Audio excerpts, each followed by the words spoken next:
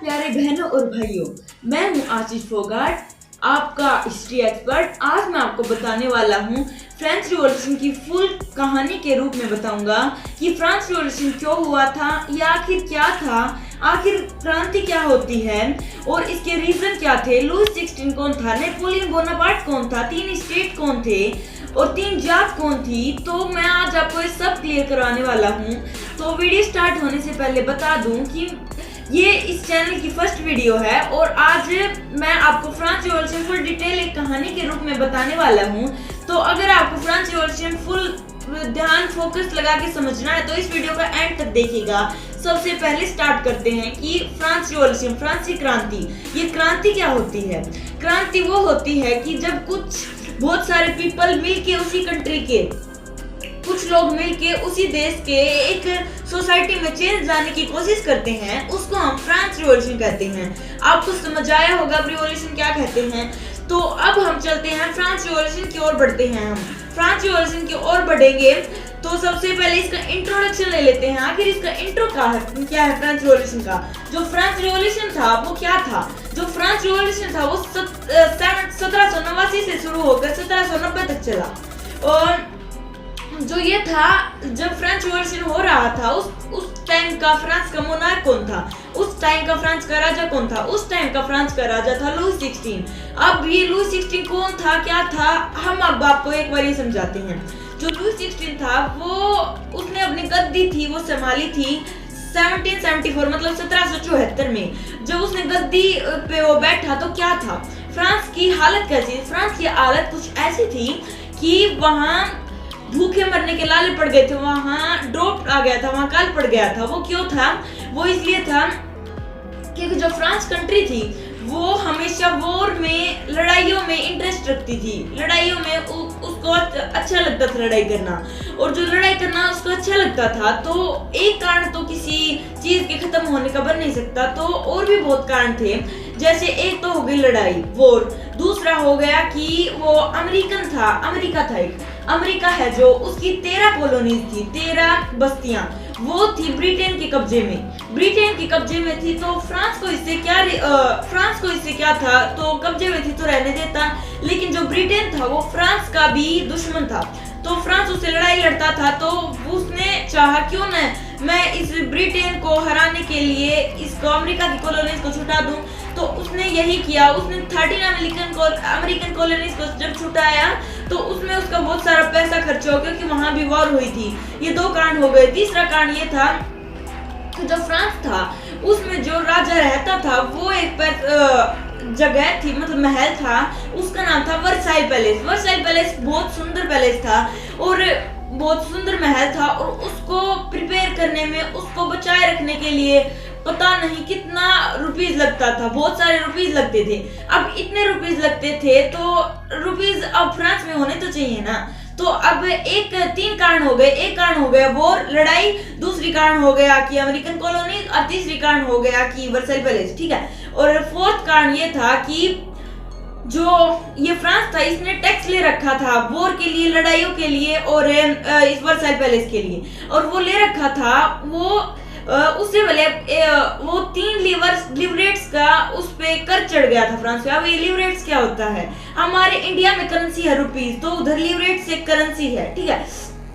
तो ये 4 कारण हो गए। 5th कारण ये है कि जो एक कंट्री है, इतनी बड़ी कंट्री, तो उसको संभालने के लिए कुछ तो खर्चा आएगा, तो उसके अंदर के काम संभालने के लिए भी कुछ खर्चा आ जाता था। ये हो गया एक और कारण, ठीक है। तो 5 कारण हो गए। एक और कारण है कि क्या है वो, जो फ्रांस था, फ्रांस जैसे एक बहुत बड़ी कंट्री है, तो उसमें जो हमारे हिंदुस्तान में, इंडिया में कितने 4 जात डिवाइडेड हैं, 4 हैं, ठीक है, 4 कास्ट। तो उसमें क्या थी, 3 टाइप से कंट्री में वो डिवाइडेड थे, उनको हम स्टेट कहते हैं। वो स्टेट 3 थे, क्या थे, फर्स्ट था क्लर्की, दूसरा था नोबेलिटी, तीसरा था कि, मतलब तीसरा का कोई स्पेसिफिक नेम तो नहीं है, उसमें ये मैन आते हैं जैसे वर्कर्स, स्मॉल पीजेंट्स, ये सारे उसमें आते हैं, ठीक है, जो काम करते हैं नीचे दौर पे।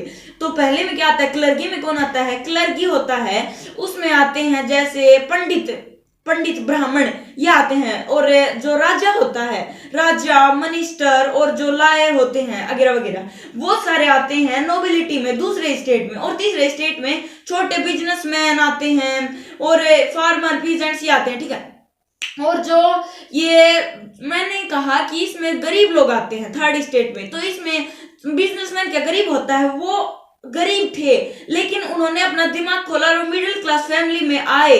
लेकिन जो अगर कोई जैसे कोई नीची जात का है, जैसे फोगाट है कोई, जैसे मान लीजिए आप एक बार, तो कोई फोगाट है तो वो अगर अमीर बनता है तो वो तो फोगाट ही रहेगा, तो उसकी कास्ट तो नहीं बदलेगी ना। ऐसे ही वो ऊपर उठ के आए थे तो वो सेकंड स्टेट और फर्स्ट स्टेट में नहीं चले जाएंगे, वो थर्ड स्टेट के ही थे, लेकिन उनका दिमाग ग्रो हो चुका था।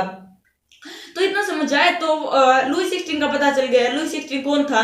तो लुई 16 77 में, फिर बता 74 में वो उसने जो फ्रांस थी उसकी गद्दी संभाली थी, फ्रांस की गद्दी पे वो बैठा था। तो फ्रांस की गद्दी पे बैठने के बाद वो किस फैमिली से बिलोंग करता था? वो बिलोंग करता था बर्बन फैमिली से। अभी बर्बन फैमिली क्या है? बर्बन फैमिली है जो बर्बन बिस्कुट आते हैं उसके ऊपर इनको नाम दिया गया है बर्बन फैमिली, ठीक है। तो अब बर्बन फैमिली हो गया कि ये कहां से बिलोंग करता था, क्या था इसका।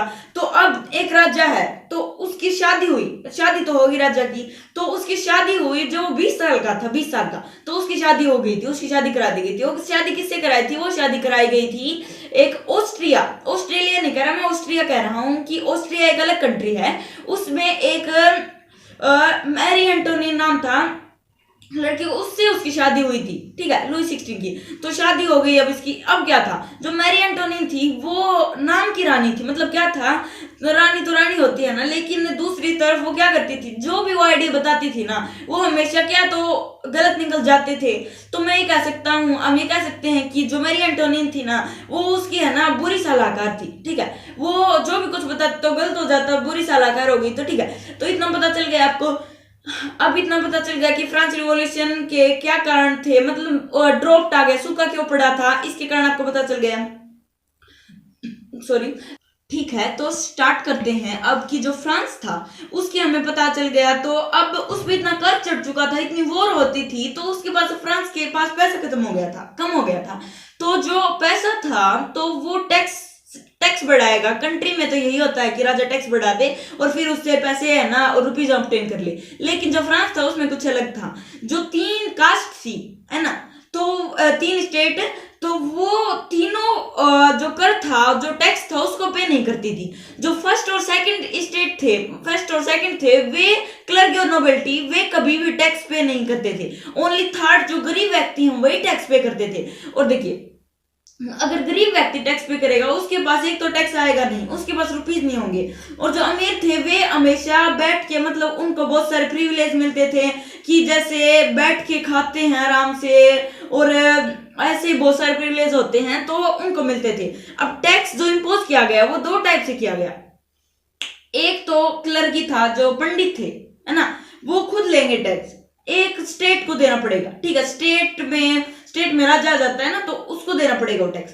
तो ये 2 टाइप के टैक्स होते थे। तो इसके बारे में हम अगले हमारे जो ट्यूटोरियल होगा, हमारा पूरा ध्यान से लेक्चर कहानी के रूप में होगा, तो उसको हम देख लेंगे, ठीक है। तो अब तक हमने क्या देख लिया? अब तक हमने जो लुई 16 था उसके बारे में फुल जानकारी प्राप्त कर ली, और टैक्स इम्पोज हम अगली वीडियो में देखेंगे। और हमने इसके वॉर के कारण समझ लिए, लड़ाई के कारण समझ लिए, युद्ध के कारण समझ लिए, तो अगली वीडियो में हम ये देखने वाले हैं। और अगर आपको हमारी वीडियो पसंद आती है तो इस वीडियो को जरूर लाइक कीजिएगा, क्योंकि बहुत सारे जो व्यक्ति होते हैं उनको ये हिस्ट्री की चीज पता नहीं होती, और अगर वो इनका कोर्स ज्वाइन करना चाहते हैं तो उनको रुपीज देने पड़ते हैं इनके लिए। और हम हमारे इस चैनल पर बिल्कुल फ्री ऑफ कॉस्ट इसको पे करवाने वाले हैं, आपको फ्री ऑफ कॉस्ट देंगे, बिल्कुल कोई भी इसके लिए रुपीज नहीं लिया जाएगा। तो आप इस चैनल को जरूर सब्सक्राइब करके रख लीजिएगा।